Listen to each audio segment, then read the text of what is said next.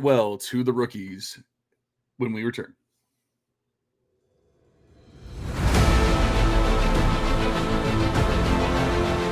Welcome in to the Devy Devotional Podcast, a show devoted to all things Devy and C2C. Hosted by John Arrington and Aaron Wilcox. This dynamic duo brings you actionable strategies with player-driven analysis for your Devy and C2C leagues. Let's dive in. Let's dive into our farewell to the rookies. Welcome into the Devy Devotional, where we stay devoted to Devy. I'm your host, John Arrington, joined as always by Aaron Wilcox. And we got to change that intro at some point because it just says Aaron Wilcox, but it's now also Andy Starr. So at some point, we're going to do something, get that fixed. It's all new. So welcome into the podcast. We appreciate you guys being here. We appreciate you guys listening. And we appreciate that the NFL draft has finally happened. It finally came and went. We have rookie drafts going on all this time, all these years, talking about these rookies. And here we are. We're finally done as a Devy podcast. We've done our job, but we're going to do one more pod. We're going to talk about these players, these landing spots. We're not going to go through every single pick or anything like that. We've talked about these players for way too long to sit there and bore you with what everyone else is doing. We're just going to go through the fun stuff. We're going to go through the fun landing spots, the surprise picks, things like that. And then we'll get back to an actual Devy podcast when we can. But obviously we got to check in with the boys. Aaron, how are you doing tonight, buddy? I am doing well, and this draft, it was just a lot of fun to watch, seeing how things unfold. It always is, but this year did not disappoint, and yeah, we have a lot of things to discuss today, that's for sure. Absolutely. Now, Andy, you were actually at the draft. For the parts that you remember, was it fun? Yes, and always fun. 90% of the fun is the people you're with, and I was there with a good group of guys. I was there with you last year. We had fun then. I would say it was about the same amount of fun in Green Bay. A little bit of a different experience, but overall pretty similar. It's a long day just standing out there in a parking lot essentially for 10 to 12 hours, but it's worth it, and I'd like to say it's once in a lifetime, but I plan on doing it more and more. So for me, it's just something that I love doing. And next year's in Pittsburgh, so we're already looking at Airbnbs to do it again next year. Yeah, my wife was asking me, where's next year? Maybe we can plan a trip or something like that. And I said, we'll see. I looked it up and saw it was Pittsburgh, and I was like, maybe not. I don't know. For some reason, I don't really care to go to Pittsburgh for whatever reason, but I'm sure it'll still be fun. Yeah, I feel like All the right. state of Sorry, I was just going to say, I feel like the state of Florida is definitely in need of hosting the draft. I don't know if they've done one down there yet. I don't know. I mean, we have multiple teams, like you would think.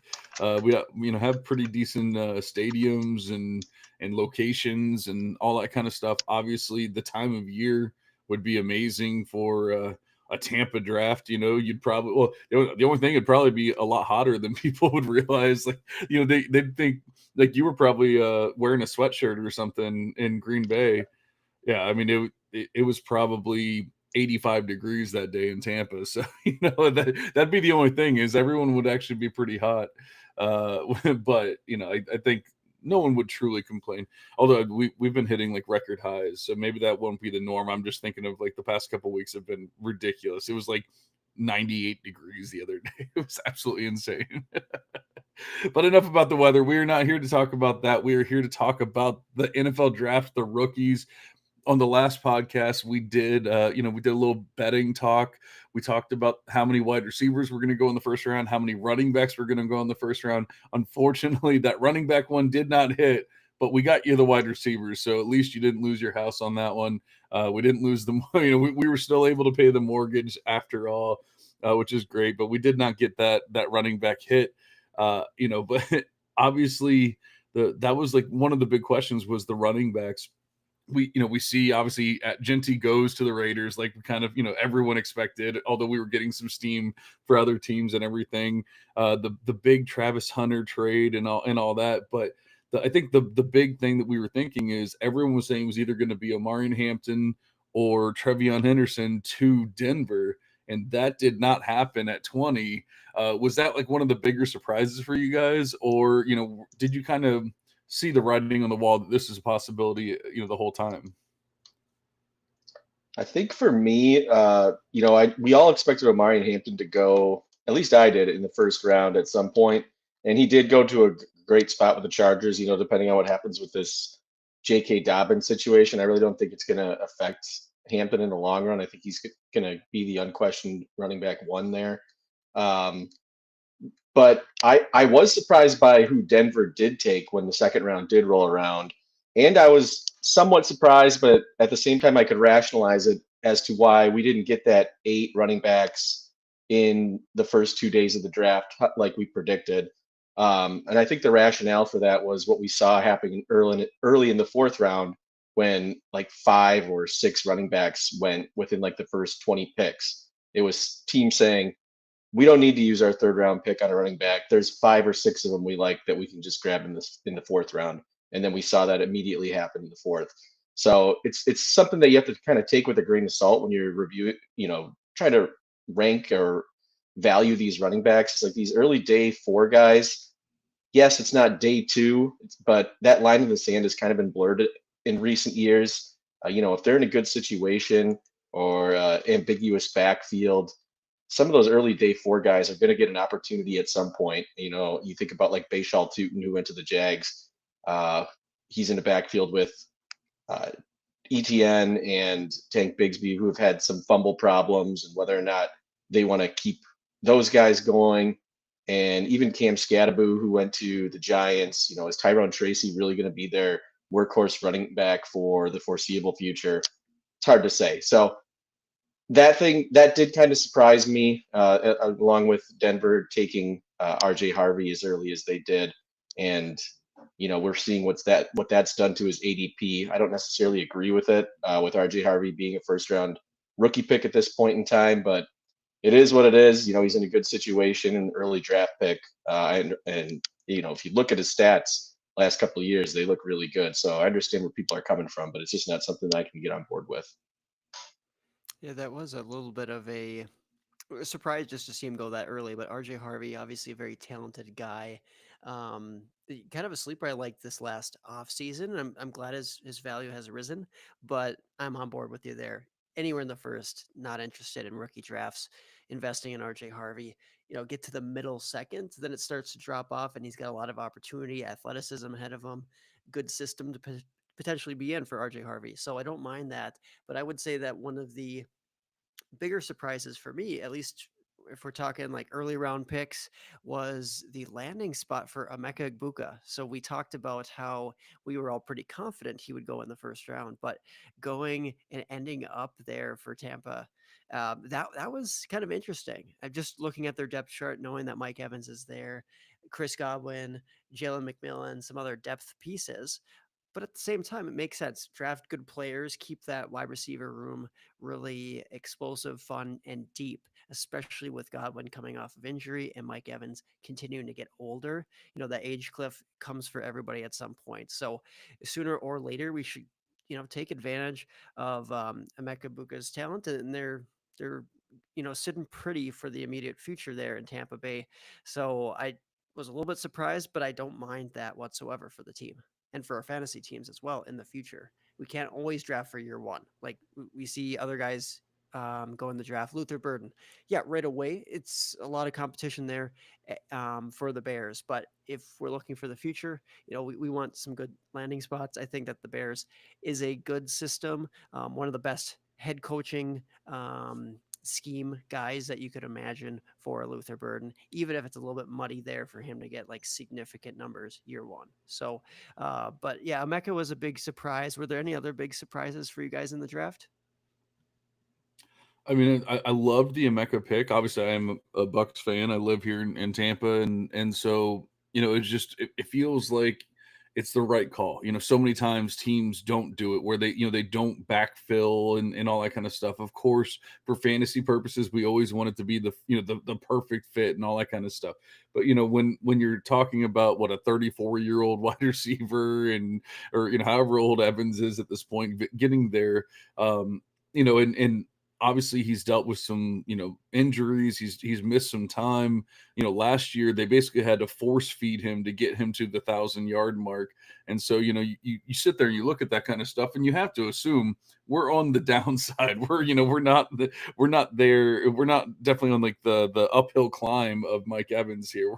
We're on the latter side of that. So I think it makes a lot of sense for the team. It makes a lot of sense. And at the same time, it's not going to be like a detriment. It might not be perfect in year one or anything like that, but eventually Emeka Egbuka is going to get his, and you have to go with the talent. I will say, the Luther Burden one, and obviously we know that, I'm not a Luther Burden fan, so this is not going to be a surprise to anyone, especially anyone that's ever listened to the Devy Devotional. But, I think what a lot of people are missing is, they're just going, oh, well, don't worry about it. He's going to be fine. But the team has, the team tells us the truth in the draft and with, and financially, like with contracts and things like that. They've given DJ Moore a substantial contract. They're saying we really love DJ Moore.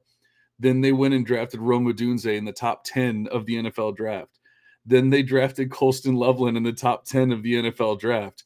Then they drafted Luther Burden in the second round of the NFL draft. So yes, I understand that he's not going to be buried forever and all that kind of stuff. But I mean, these are things that have just happened recently this year. I do really think whereas we can see the Bucks moving on from Mike Evans for whatever reason, Chris Godwin, being almost 30, we can see things getting less murky for Emeka Egbuka pretty soon. We can't really say that for Luther Burden. Everything they've told us is he's essentially the fourth option offensively on this team, and that's not talking about DeAndre Swift or anyone else that's going to be out there getting any kind of target share whatsoever. So, I mean, I was always out, but if you wanted to tell me where the perfect spot for me to be 100% out was, I think it might have been on the Chicago Bears team. See, and I just couldn't disagree more because Luther Burden, he landed in a great spot as far as the coach goes, too, because there's lots of systems where I'm like, I don't know if they could get the most out of a player. And I think that Ben Johnson picking Luther Burden as the weapon in the offense, I think that's actually a bigger tell. You're talking about like DJ Moore extension or last year's draft picks before he was there as a coach. Now he's saying, and that whole team, the front office owner, all GM, they're saying we need a Luther Burden in our offense, and this is the guy that they want for the future there in Chicago. So They I'm said they seeing it as a needed a Colston positive. Loveland, not a Luther Burden. They said they needed a Colston Loveland in the offense. Yeah, I mean, Colston Loveland is a great tight end. There's no doubt about that. And we should be excited for that pick. And we should be excited overall for the offense. If we are getting some upgrades at all these different positions for the Bears, unfortunately not at the running back position. I wish they would have addressed that maybe in the draft. But we're seeing this offense continue to rise. And we want offenses that are going to be potent, just like how the Lions have continued to build up their offense. It became a great machine where they could actually have a tight end who was very productive, plus a wide receiver one and Amon-Ra St. Brown, and even a Jameson Williams finally step up as that offense got humming. So I think it won't take too long for Chicago to get humming. But yeah, I'm not going to say it's like a better landing spot than Tampa Bay for the long term, because like you said, Emeka could be the wide receiver one there in no time. There's one other situation I wanted to highlight here too, but how about other guys here? I mean, don't we've kind of went back and forth on Burden plenty on this pod.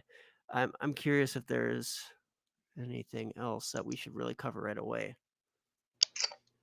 I, I would just say the wide receivers in general on the first 2 days of the draft, just the sheer amount of them, and some of the guys that you really didn't expect to see, like the Isaac Teslas and the Kyle Williams and Pat Bryant's, and then the Texans taking like Jaden Higgins and Jalen Noel. I know Higgins is still kind of, getting up there as like a high second round pick, which I think is probably right. And then, just to keep it in the conversation with like pass catchers, like Terrence Ferguson being a second round pick and Mason Taylor Are those guys really tight ends that we want to be focusing on in fantasy? Um, Probably not, at least for me. Um, but I was surprised just in general with the amount of uh, wide receivers that flew off the board. Jack Besh is another guy who went to Las Vegas. You know, are we going to value them appropriately based on that day two draft capital, especially a guy like Kyle Williams who goes to a pretty open situation at New England? Are we going to bump him up as a second round pick just because he really doesn't have anybody in front of them that we're really concerned about in the long term? Is he a guy that we could probably see move up draft boards? Um, I don't hate it. The fact that he went to a smaller school with UNLV is a knock against him. But honestly, Kyle Williams has played well for or Washington State, excuse me. Um, Played well for a couple of years. He did go to UNLV prior to that, so that is why I'm confused. But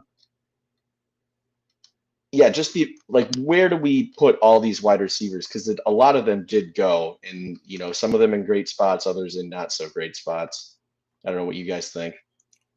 No, I definitely agree, and I think that might be the biggest question is we have to figure out in the second and third round of these rookie drafts, what are we doing with all these wide receivers that have gone to different landing spots?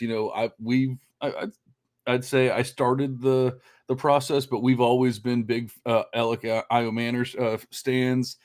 He doesn't go in like the second or third round of the NFL draft, but he does go to a really nice landing spot with a new young quarterback and all that kind of stuff in Tennessee.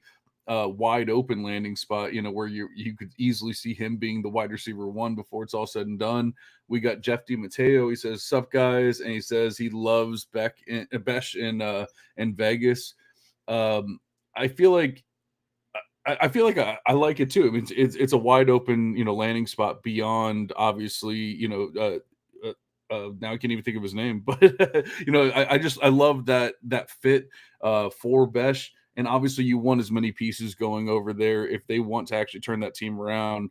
Jacoby Myers is the name I couldn't think of for a second, but Jacoby Myers can't do it all by himself, and obviously Brock Bowers as well. So I like that, but we really do have to figure out, Kyle Williams, as much as we loved him for doing a intro for Devy Devotional, we were never huge fans. We were never like, oh my God, he's our second round stud, no matter what. Because of the landing spot, because of the draft capital taken, can we push him up as high as he's going? I mean, there's a lot of people pushing him into the mid second round in these rookie drafts already, and I'm struggling to do that. As much as I like the fit, and as much as I love Drake May, much as I love Mike Vrabel, it's not even disliking any of it, but it's just that there's other players that I've always felt are just more talented that even also got good landing spots. But I guess that's what we're here for today, and that's why we're talking about this today after the draft. Is we have to figure this out. We're all in rookie drafts right now, and we're going to be in even more. So we have to figure it out. Aaron, what are you thinking with Kyle Williams? Alec Manor, Jack Besh, like all these wide receivers, do you pivot to the running backs and let somebody answer the question for you? Yeah, so well, I'll speak a little bit to Williams and then I'll go broader into my philosophy, maybe in rookie drafts right now, and just how do we rank these guys? How do they slot into drafts and et cetera? Just specifically for Kyle Williams, I like the landing spot. He was already kind of a borderline guy where I've appreciated him, sure, but never really prioritized him as a prospect, but lands in a really good spot. I mean, not a lot of competition, and quarterback situation there is very promising. So certainly could be a mainstay there. You mentioned Jacoby Myers there in Las Vegas. I think that Kyle Williams could have some type of a role like that in the NFL. So it's not like a stud, right? It's not wide receiver one ever, but it is giving you some startable flex weeks. And Kyle Williams is interesting, just like Besha's in Vegas. Some other guys that are interesting and maybe an underappreciated pick, but Jaden Higgins there for Houston. We know that Nico Collins, he's there. He's been pretty established for them. occasionally he'll go down with injury. I think he's a great guy to not only replace him if something were to happen to him, but just to kind of slot in there. Again, not a maybe a opportunity for him to be a wide receiver one right away, but a couple of big targets there for CJ Stroud. Kind of like that as a sneaky landing spot. Not that it's like to the moon or anything along those lines, but some promise there. And then Jalen Royals going to the Chiefs, I believe in the 4th round. That is an interesting selection there, interesting value. And I just like, that situation in Kansas City. We just don't know what's going on with Rashee Rice. I believe it was their GM made some comments regarding like, well, Rice is kind of uncertain, so we can hope that Jalen Royals is able to play that role, which I thought was interesting. What if he just replaces Rice altogether with the stuff going on injury and off the field wise there? So Hmm. that's not bad. And Pat Bryant's a guy that John and I can't remember if Andy was also in on Pat Bryant, but has been mentioned on the podcast before going to Denver in what late round 3, I believe. I mean, that was a pretty under the radar pick. You don't hear a lot of people talking about him. In fact, I just landed him in the early 4th in a league that John and I are in, Wow. and I was pretty excited to see him fall. So I'm sneakily excited about that. Or like Torrey Horton, late wide receiver for Seattle. Ty Felton. Not that I'm prioritizing him because he's going to be the obvious wide receiver 3 in Minnesota, but just as some like late dart throw type of guys who could have a role and have some talent behind them as well, or some talent to their name as a prospect. Yeah, this is the crazy part is all we talked about, all anyone really talked about the entire time leading up to the draft were the running backs and how amazing these running backs were going to be. And we've sat here and talked for what 15, 20 minutes so far about all the wide receiver landing spots and how we love them or hate them or whatever else. It's like, what changed? Something, something that the NFL told us something different than what we kind of expected.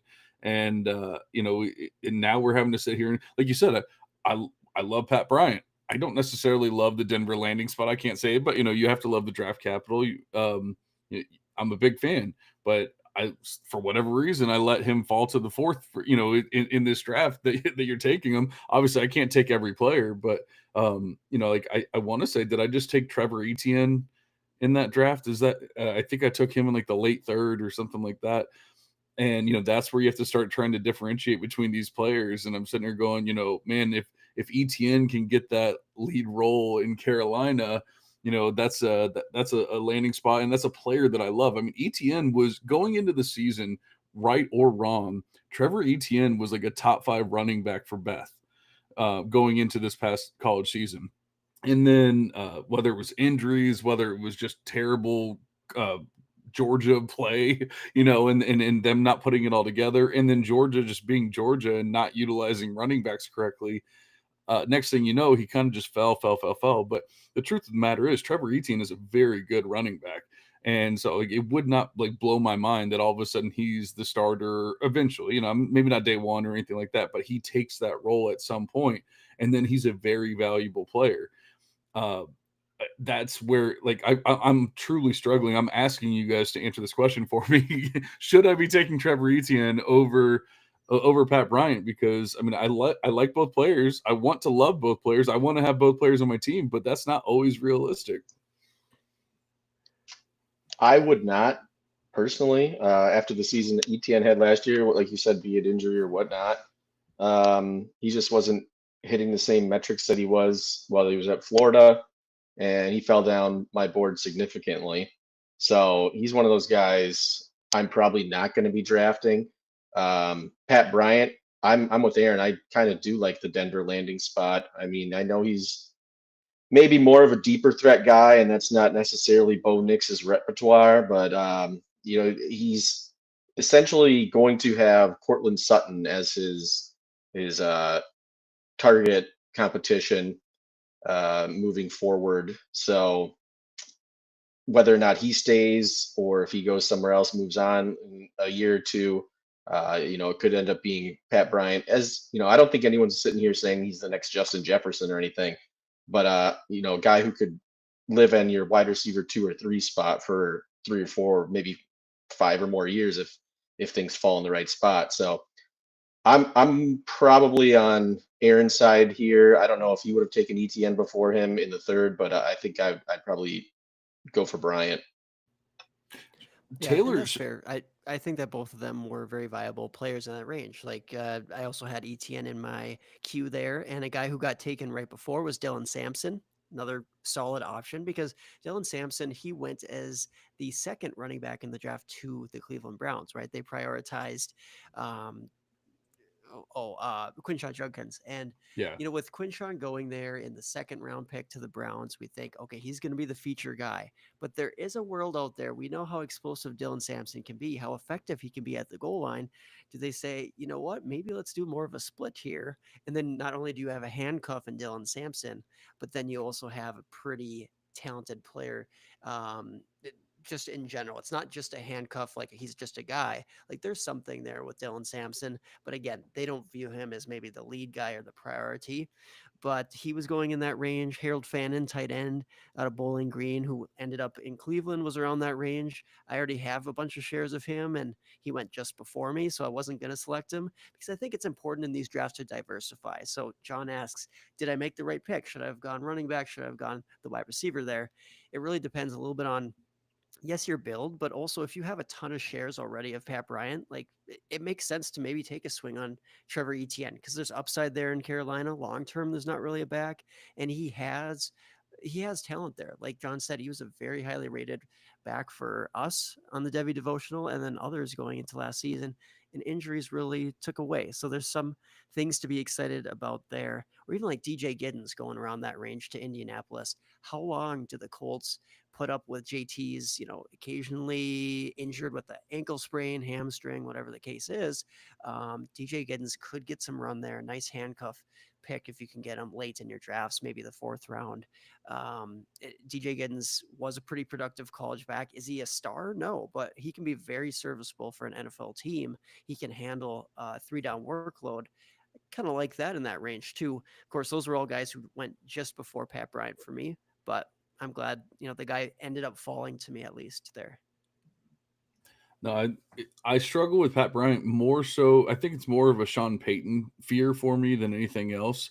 It's just like we've seen how many players in general. I won't even say wide receivers. How many players in general get on his shit list, and next thing you know, like they just don't see the field. It happened with Marvin Mims, even though we know Marvin Mims is at least a talented wide receiver that should be on the field. He dominated like every time he was out there. Then it happened with Troy Franklin. He couldn't get on the field, even though obviously he had a connection with Bo Nix and all that. Couldn't get on the field till the end of the season. All of a sudden it was like, oh, there's Troy Franklin. Oh, okay, that kind of thing. We see it with Audric Estime. We see it with a lot of players. Obviously, there's other players going back to the Saints and things that have gotten his doghouse, and then you don't see him for a year or two. I really do wonder, is it, could it be that like, it's going to be a year before we see Pat Bryant, or, at least 3/4 of a year before we see Pat Bryant? And that's where like I really struggle. It's not the talent, it's not the player, it's not even necessarily the actual landing spot. But man, Sean Payton just scares the crap out of me when it comes to young players. Yeah, that's fair with the youth, though he has just this tendency to love these big targets. Like, I mean, Pat Yeah. Bryant, pretty large guy outside target, and he actually compared him or said that he reminded him of Mike Thomas, and I thought that was very interesting. Now, is Pat Bryant going to be Michael Thomas, who was like the wide receiver one for like so many years in fantasy? No, but like I'm just saying that there could be a role there. How about we haven't spent a lot of time talking about running backs yet in this draft. I mean, it's still an exciting draft, even if we didn't get all that draft capital. I thought Andy provided a good explanation of how teams were willing to wait a little bit, and then they started going off the board pretty quickly there on day three. I have quite a few day three guys that I'm still pretty interested in. I know they don't have that ringing endorsements of like day two draft capital, but it doesn't take away that they're still pretty talented guys, and there's some opportunities available there, either as handcuffs or the next guy up in some backfields. Which running backs were kind of your guys' favorite there, dropping to day three? Andy, what you got? Because I have one in particular that I'm all about. Like I want to get in every draft, although I think I've already missed him in one draft, so I got to do a better job of that. But what are you? How are you feeling about these running backs now? We've been talking about them for so long, but now we actually have landing spots, and everything that goes along with that. I think the one day 3 running back that's going to maybe be overdrafted is Jadon Blue, who's going to the Cowboys. Everybody just wants the running back 1 for Dallas, and right now there's really nobody there. I mean, I know his name Rico Dowdle has gotten a little bit of value love in the offseason, nothing substantial, but the fact that Dallas didn't use one of their picks in the first 3 rounds on running back, I think was surprising to a lot of people. And then, you see Jadon Blue go in the 5th round. He's a guy who's got name recognition from Texas. He is a pass catcher, which, we all play in PPR leagues now. So that's something that's probably going to intrigue people. I'm not necessarily saying I don't like him. I'm just thinking that where he ends up being ADP wise is probably going to be a place that I'm priced out at for Jadon Blue. Luckily, I do have some Blue C2C shares, so if he does end up being the running back 1 there, I won't be a complete whiff on it. But for me, my favorite landing spot, I think, I guess it would be between Tootin and Scadaboo, who've been my guys for 2+ years. I just think that both of them find themselves in a pretty, complicated backfield, whether it be for fumbles or for a guy who kind of just fell into the starting role last year. There's a lot of opportunity, I think, for touches. It's just a matter of, can you endear yourself to the coaching staff there, make an impression in these mini camps and rookie workouts. So it'll be interesting to see how that works out. But there's a lot of them. You could even look at Woody Marks, who went to the Texans. He's obviously going to be behind Mixon, but how long is Mixon going to be at the Texans? Now, yes, running backs can have turnover in a year. It might be one of the higher turnover positions in the NFL. Like, just because Woody Marks is there now as the perceived second running back doesn't mean Houston wouldn't use a high draft pick in next year's draft. So it's hard to really project with this position moving forward, especially when you're talking about day 3 picks, because I don't think teams are necessarily too worried about them if they don't do anything more than be special teams contributors. But that's another situation where you're just one injury away from really a full workload in an offense like Houston, where they're feeding Mixon 20 touches a game regularly. That's fair. Andy, do you think that we're back to where we were in the beginning after this whole roller coaster of emotions with Scadaboo? Because we were big fans of him on the CFF side, obviously. And then because of everything that happened in the college football playoffs, he got so steamed up that we both were kind of like, we're out. Like I can't do it anymore. Like people are talking about him being the RB2 in the class and stuff. And we're just like, nah, we're good. But then he gets 4th round draft capital instead of the 2nd round that a lot of people were pushing him up to get, which never made any sense to me. 3rd or 4th round always made a lot of sense to me. And then, we can say that the Giants landing spot isn't necessarily the greatest thing. So we can be happy and we can say like, hey, I think he actually has a role here. Like, this is great. But it kind of gets back to where it's like, all right, he's kind of back where I wanted to draft him now, instead of like RB4, where people are pushing him up to be. Yeah, thanks to guys like RJ Harvey and a few others moving up back ahead of him.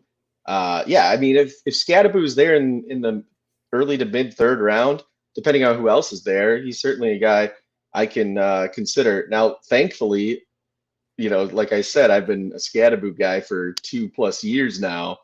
I have so much C2C shares of Cam Scadaboo that I'm not going to feel pressured to draft him anywhere in my dynasty leagues. But if the value's right, I'm gonna take it. But if he's on the same tier as a guy that I don't really have a lot of shares of, he's probably going to lose those coin flips a lot of the times for me. But I think if he's hovering around like that early to mid 3rd round, I think that's a spot you could feel comfortable taking him. Yeah, and then going back to Jaden Blue, I think what is it? What's the saying they always say? If you can't beat out Trey Wisner, then maybe you're not going to be able to beat out anyone else. I forget the exact saying, but it's something to that effect. Yeah, I Um, think that was Mother Goose or somebody who said that. But yeah, yeah, I remember reading that book at one point. right.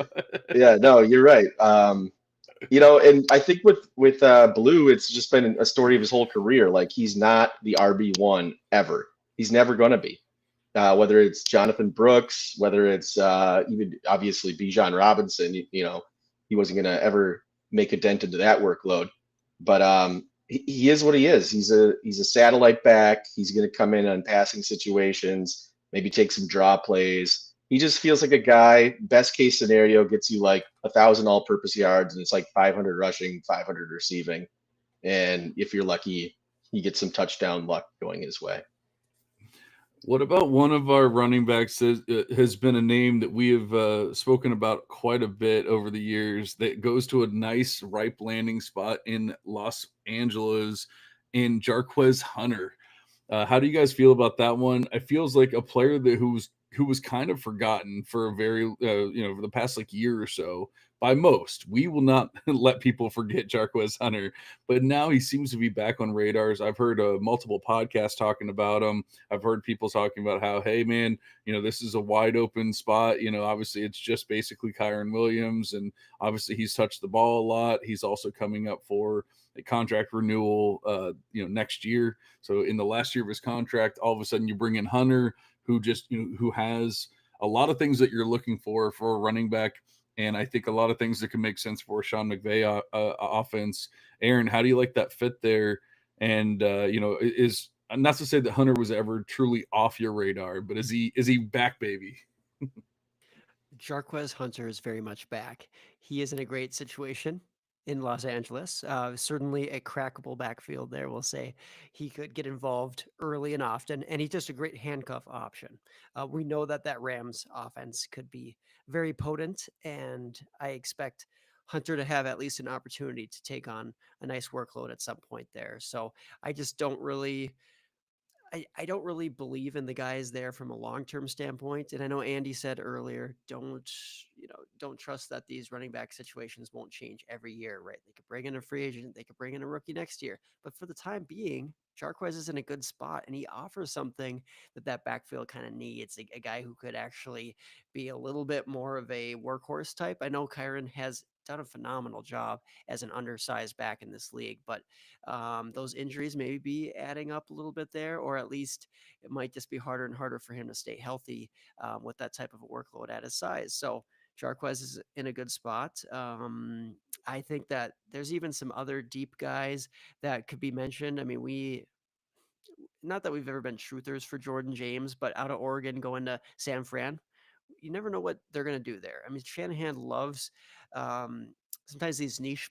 They can either be niche backs or just these random backs you wouldn't expect him to love. And I think Jordan James has just enough to be a great fill-in option, just like we saw out of Jordan Mason last season for the 49ers. It could be the same exact thing with Jordan James. Now, Garendo, that's going to be something that they have to battle out. But Garendo was a kind of a raw running back. He has more of the athleticism, the natural talent, maybe. But as a running back, Jordan James might give him a run for his money. So just really late in drafts, I don't mind that dart throw, or even like a resurgence out of Ollie Gordon, who ended up at Miami. Again, it's not like you have to invest very much for a dart throw in some of those backs. But John was asking earlier, do you want to invest in running backs or wide receivers later in your draft? Like, what route do you want to go? Sometimes these guys, and if they're one injury away, and we could see Ollie Gordon take over a large share at Miami, that'd be a very interesting fantasy proposition. Yeah, I like it. I definitely agree with you about Hunter there. I go back and forth with the Jordan James. You were always a bigger Jordan James fan than I was. Um, but I feel like he kind of fits what San Fran needs right now. And not to say that Grindo is more like, we've already seen it. So, it's just kind of hard to be like, oh, yeah, all of a sudden he's just going to be the stud that's going to, get 30 touches a game or something like that. Like that. I don't think that's ever going to be Grindo's game. And I mean, he got touches. He was out there when when CMC was hurt, when Jordan Mason was hurt. Like he got that role, and he didn't really run with it, pun intended. So we have to wonder, is he kind of already like on the outs? As much as we loved, him getting what third round draft capital, I believe it was last year, and running a 4.33 or whatever it is. I'm probably butchering the numbers, but he was a very fast running back who did big things, and then did not do big things when he actually touched the field for San Fran. So I actually have, that's all to be said. I actually have Jordan James ahead of Isaac Rendo right now, and I did not think that would really be the case when I was originally sitting down to do my rankings. So that's where like I really am trying to figure all this kind of stuff out. But I think I have Jordan James ahead of Jaden Blue as well, which it seems like you're gonna have the people that just fall in love with the landing spot with Blue, and they're just going to take him in the second round because he went to Dallas, and that's all they care about. But the truth of the matter is he's never beaten out any starting running back on any team. He's never done it. I don't think he's going to do it in the NFL. I just don't think that's how that works. Yeah, or for Blue, it'll at least be very short-lived and maybe a little bit Sure. underwhelming, like Andy said, right? It's not a dynamic season by any means. I am curious to see maybe Andy's opinion on Ollie Gordon, who I mean, he's coming off of a down season, understandably, injury, gain weight, whatever you want to blame that on. But in 2023, Ollie Gordon went for 2,000 plus scrimmage yards. He was very efficient as a running back on the ground, and he was also capable with 39 receptions the previous year. He had 29 receptions quietly last year as well, and he had 21 rushing touchdowns in 2023. I mean, very, very much a beast who just came crashing back down this last season. If he can figure it back out, I mean, any hope for resurgence out of Ollie Gordon? My big, well, okay, so yes, he obviously won the Doak Walker in 2023. We were all very high. You know, another guy I want to talk about, Devin Neal, was actually somebody who I said was a better version of Ollie Gordon after the 2023 season. I thought Ollie Gordon, was great, but he was also a bit of a volume merchant. He was getting a lot of touches that season at Oklahoma State. As far as his landing spot in the Miami Dolphins, obviously the running back you want to have there is Devin Achane. Um, with Raheem Mostert gone now, I feel like it's probably Jalen Wright's, position to be like that 1B guy if they stick with it.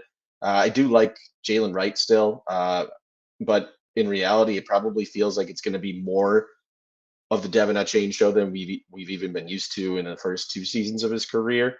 Um, but it's a team that likes to run. So a guy like Achane, who's a bit undersized, who's had some injury issues in the first two seasons of his career, um, who's to say that Ollie Gordon can't be better than Jalen Wright? None of us could say it definitively. We can all have our opinions, but in reality, he could certainly beat him out for that second spot. And if it does come down to him taking on a lead role in whatever situations might arise. And yeah, he's probably the guy you want just because of that offense with Mike McDaniel, who just loves to run the ball and take the pressure off of his quarterback as much as he can. So I like it. But the other guy I just talked about, Devin Neal, who's going to New Orleans, who's also in a bit of an ambiguous backfield. You've got Kamara there still. His name's escaping me. The guy who's been there for 2 years hasn't done anything. Yeah, Kendre Miller from TCU. But it's a 6th-round draft pick. It's not a guy that you can say like, oh, there he is. He's in their backfield now. He's going to get some love. Like these teams aren't investing a lot in them. None of these teams are saying like, oh, we used our 6th on him and we want him on the field so he can produce for our offense. That's typically where you're drafting like special teams contributors, like I was talking about earlier. So it's a spot I love. I thought Devin Neal had 4 really great years at Kansas. So to see him fall this depth, this running back class, but I do think he was better than some of the guys that did go before him. Oh, sorry. I hope I'm back. But yeah, I Yeah, do you're think he's back. better than some of the guys that went before him. But And we lost him again. Yeah. Alright. No, I do agree it's just, with am I I was never off? a Am big I offline? yeah, we couldn't hear you again. But I agree with what you were saying. I've never been the biggest Devin Neal fan, but obviously at this point we have to assume, Kendra Miller is going to have to do a lot to prove that he can actually be a thing. As much as I loved him as a player, loved him as a prospect, we're really going to have to see, him stay healthy at this point. Although I did talk to somebody, I talked to a Saints beat writer at the Senior Bowl. I mean, I guess technically you would call him a radio host. He does. He's either a writer or something. He does something for the Saints. He covers the Saints. How about that?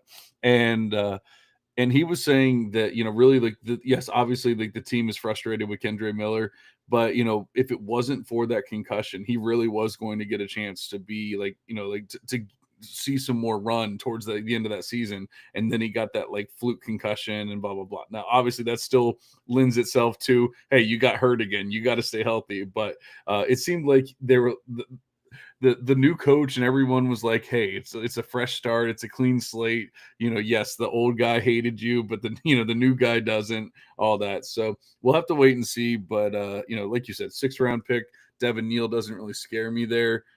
What was really interesting, we talked about the running backs, we talked about the wide receivers. Obviously the wide receivers ended up being kind of a pleasant surprise because of the landing spots and whatnot. But I think another pleasant surprise were all of the tight ends kind of going to what the perfect landing spots. Like it, like unbelievably. I can't remember a time where I've seen like every single tight end that we've talked about just randomly goes to like the team that like is a perfect fit for them. That just doesn't ever happen, and yet somehow really, I mean, the only one that you could say that like truly just got buried and people are still going to draft him because of who he is Tyler Warren, going to Indy and and not actually having a quarterback to throw the ball to him. But like everyone else basically landed in a perfect situation. And honestly, we were saying, oh, should we draft these running backs? When we start getting into the third and fourth, I'm almost leaning more and more towards these tight ends right now. Well, the tight ends are super fun in this class, and you even mentioned like Tyler Warren. Yes, he's going to have some difficulties commanding. Well, he should command a fair share of targets there. It's just a matter of how quality are they.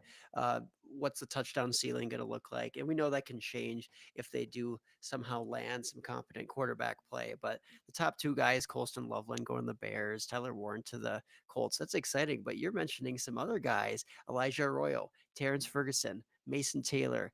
You could kind of stretch and even say that Harold Fannin, not like the worst spot to like sit back there, develop behind Njoku, though his is less exciting than those three I just mentioned in Arroyo, Ferguson, Taylor. Potential starting jobs available right away. Teams that are pretty excited to take them with solid draft capital, and there's various reasons to like those players.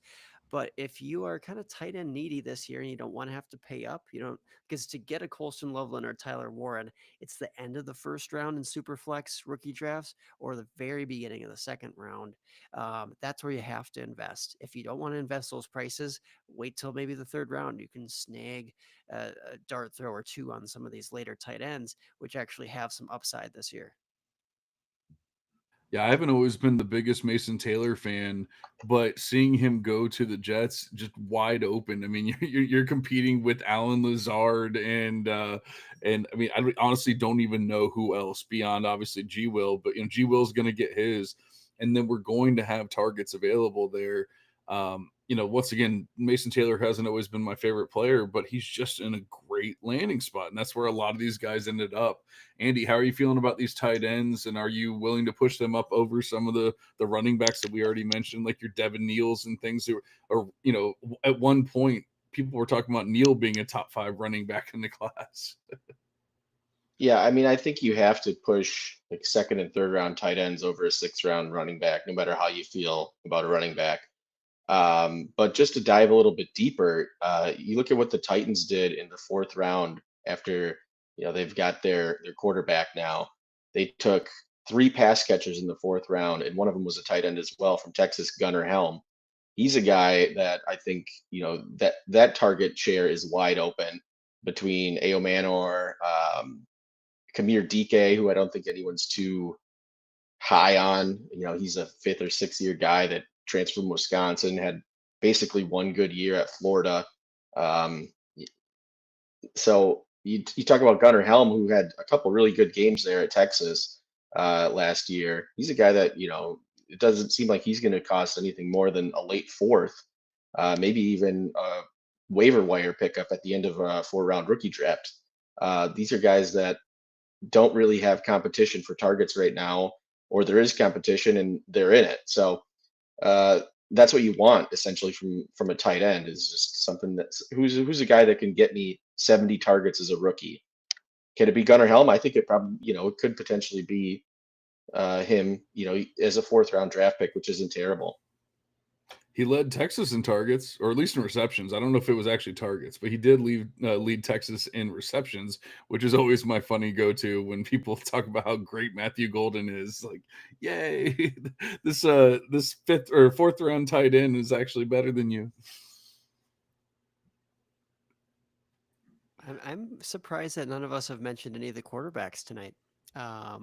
This is this. I mean, maybe it's because that, especially if you listen to the ESPN broadcast with Mel Kiper, and Yeah. he just beat that dead horse of Shadur Sanders, and it's just not something anybody really wants to spend time talking about. Shadur is what he is: limited fantasy quarterback. Fell in the draft to a very ambiguous situation. It's like, what are the Browns doing? And I mean, I get actually stockpiling a couple of dart throws at the quarterback position, seeing if they can figure that out long term. I just don't think that I mean, his ADP is way too high in sleepers draft ADP. I know that'll come down, right? Because nobody's drafting him in like the early second. But I'm just not super interested in Shadur. We haven't been like we predicted that he'd fall to, like as a bold take, he'd fall out of the 1st round. That ended up happening big time to day 3. But I mean, we saw Jackson Dart go as a potential starter now for the Giants, throwing to Malik Neighbors. That's exciting. We saw Cam Ward obviously still go number 1 to Tennessee, where I mean, I can't say that I'm extremely excited with the receiving options that Cam Ward has. So he's probably going to get overdrafted in the 1st round and in supplemental, or I should say rookie drafts. But still, he got the day 1 and number 1 overall draft capital in the NFL draft. So that was pretty solid as well. Yeah, I mean, obviously, and it's not that I didn't want to talk about him or anything like that, but we've talked about Jackson Dart so much on this pod, whether it was Devy University or Devy Devotional. We have talked about Jackson Dart. You guys know how we feel about him. Now, that's not to say that the landing spot wasn't great. I really do think, where coaches can get, overhyped and everything, I think him landing with Brian Daboll is a great thing for him.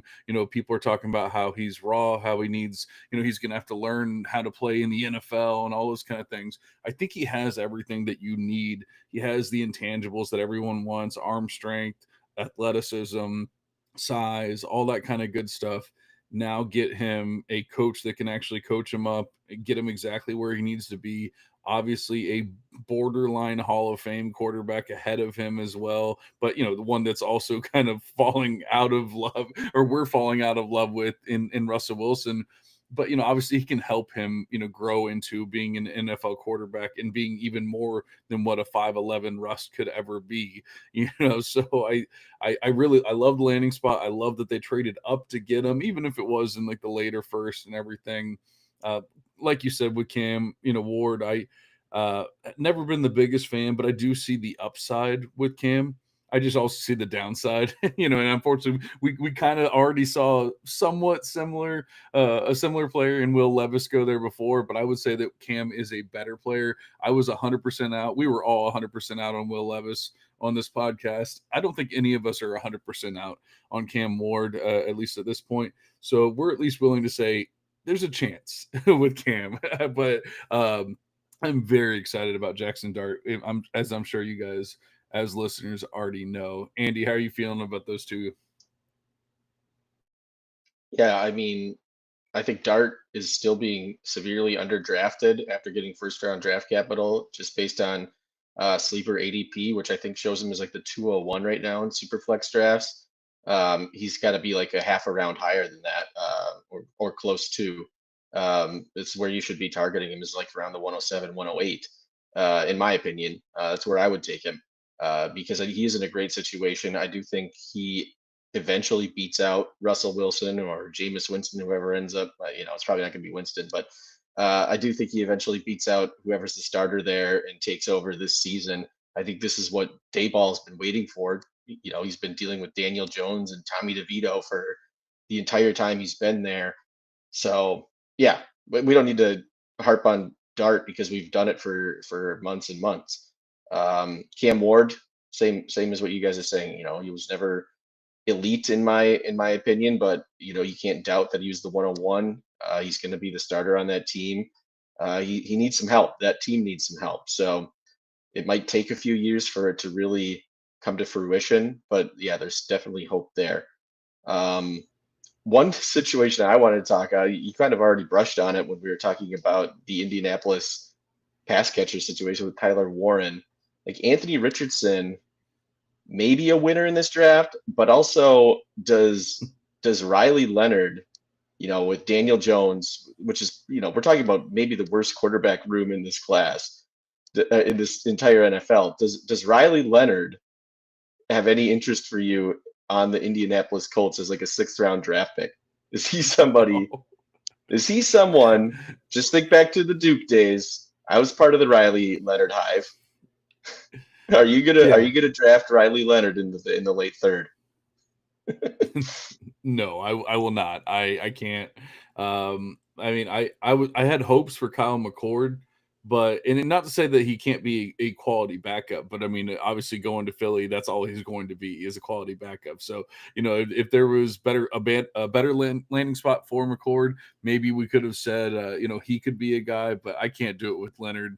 I think he was kind of figured out towards the end of the college playoffs and everything. And I just don't think that's obviously going to change in the NFL. I think it's kind of like we have Daniel Jones at home, and and they already have Daniel Jones. So.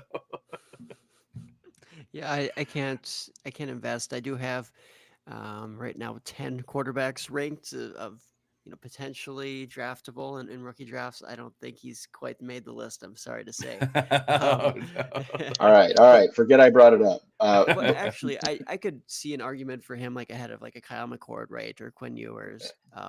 But I think that there's some other deep options who could potentially find themselves in a prominent role in an NFL offense, even if it's for a short deal of time. So we talked about Dylan Gabriel, Shador Sanders. Okay, maybe something happens with one of them becoming the starter. We could see Will Howard step up there. We just don't know what that situation in Pittsburgh is going to look like.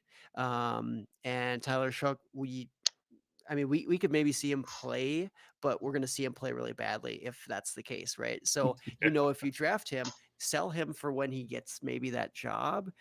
Further news comes out about, Derek Carr can't start the season, whatever. Tyler Shough could be the guy. Okay, sell him then, because you can get him so cheap in drafts. Like, don't spend a third on him, but like you can probably get him in the 4th in some drafts if you're in the right league. And I'm not saying invest in him over like some of the guys we've mentioned as sleepers in this draft, but when it gets deep enough, hey, sell, because there's probably going to be somebody at some point, like if you're taking a late 4th round stab in rookie drafts. And then I don't know if I'm going to advocate for Jalen Milroe. Like, I think he's still going to be overdrafted. He's not a competent passer or a high enough level passer at the NFL level, but it's going to get people interested, right? The rushing, the dual threat there, some ambiguity, I guess, in that quarterback room. We'll see what Jalen Milroe ultimately shows. I think it's probably going to be more of the same with just a one-dimensional, more of a running quarterback. All right, so we said we were going to do a quick pod. We were just going to do a farewell to the rookies. We've talked about these guys for 3 to 4 years, some of them even longer here, and we just wanted to do that send off before we moved on to getting back to college football, getting back to Devy. And of course, we don't ever do anything quickly. So we basically touched on just about every player, but I just picked up on three names that I guess at this point we might as well just talk about these last three players and just get like basically every single player on the board here. The first one was a Rondé Gadsden going to the Chargers. I thought that that was interesting. The second one, Andy would be remiss if we didn't talk about Ty Felton and obviously Aaron, going to your team there in Minnesota. And then Brashard Smith, another Andy special there, going to Kansas City, albeit in the seventh round. All very interesting players, all very interesting landing spots. Maybe not Felton as much because you kind of see the writings on the wall. Definitely more of like a third or fourth wheel kind of there. But we've also seen injuries and things happen, and we've seen other players have to step up at times. So not the end of the world. But how are you guys feeling about those three players? And like I said, I think at that point we basically touched on just about every name. I'll start with Gadsden. I like Gadsden. I just feel like the Chargers, now I believe, what was it, Trey Harris they got. They obviously have the the Georgia wide receivers, Lad Lad McConkey and Quentin and, Johnston. and Quentin Johnston. So I feel like he kind of gets in there as like the fourth option potentially. But that's not something that you want to really be investing too highly in. Brashard Smith, you mentioned. Yeah, I honestly like it because the Chiefs running back situation always seems to be a bit of a mystery. I know they've had the injury concerns with their starter, the Rutgers guy that's whose name is now Pacheco. escaping me, Pacheco. And Kareem Hunt always seems to be on that team. So you never know what's going to happen. They might just bring in some veteran, but I do like Rashard Smith just for his versatility. And then yeah, Aaron already mentioned Ty Felton, and he does just kind of feel locked in as the third wide receiver on that team as well, just with Jefferson and of course, oh my God, it's been a long weekend, guys. I'm sorry.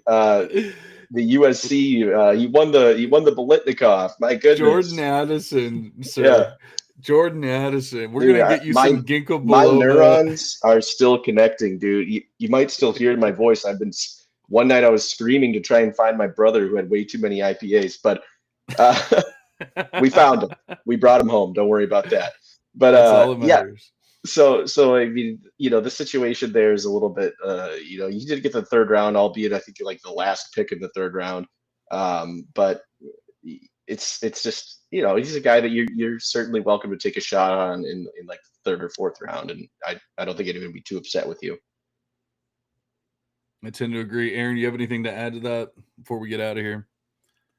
Not really. I mean, I'm not drafting Ty Felton in the third at all, but yeah, Yeah. like Andy said, maybe as a homer pick in the late fourth, something along those lines. I do like the shout out for Brashard Smith, Kansas City back. There's a chance that he could get a prominent role there. He's explosive. He's kind of fun. So I'm definitely considering drafting him in later rounds. And very last pick of the draft, something like that, around the Gadsden, sure. If you have a taxi squad or some sort of a deep bench where it maybe incentivizes tight end scoring in that format as well, that's great because we know that he has big time receiving upside. It's just, is Harbaugh actually going to put a guy like that who's not the greatest blocker out there for a run heavy scheme? Like, I don't know how Gadsden is going to play a full time role there, but you just never know with a guy who's as talented as Gadsden is as a receiving threat. So thought that was a fair shout out. Unfortunately, we saw some of our, prior guys that we've loved not taken very highly, like Damian Martinez really slid there, but he's in Seattle, potential RB3 there. We know he has some talent. Taj Brooks, not that any of us have been touting him, but actually um, ends up in a sneaky landing spot for Cincinnati. He takes on like the Zach Moss type of role. Not that exciting, but a younger version of Zach Moss. Maybe that could become interesting. We know it's a prolific offense, and maybe as a UDFA where we have some interest in Raheem Sanders landing on the Chargers. Probably not because it's so blocked there. But and same thing with like Donovan Edwards. Like if they trade Brees Hall, maybe for the Jets, there's some intrigue there. Like as a free guy on waivers or whatever this offseason. just keep an eye on that. But for the most part, I think we touched on everybody that's going to matter for the most part tonight. As we do, we cannot do a short show. So we just talk about every single player in the draft. But that's what we do. That's why you guys listen, because we are thorough. No one can ever question us about our thoroughness. But we do appreciate you guys listening. It's been a fun ride with these rookies. Going through the entire offseason, the ups and downs, everyone catching up on on Jackson Dart, everyone catching up on Shadur Sanders in the opposite direction, all that kind of fun stuff. Getting into the rookie drafts. Obviously, if you guys have any questions, if you need any help, if reach out to any of us. We're always here to answer questions. Help you make some decisions. Have that kind of have that kind of like that second opinion, like that kind of thing. So we're always here for you. Make sure you like and subscribe at Gridiron Ratings on YouTube. That way you can check out all the shorts and everything else we're putting out, and obviously any new streams that are coming. We will be back in your ears as soon as possible. But for now, we are going to go ahead and cash out. See you guys.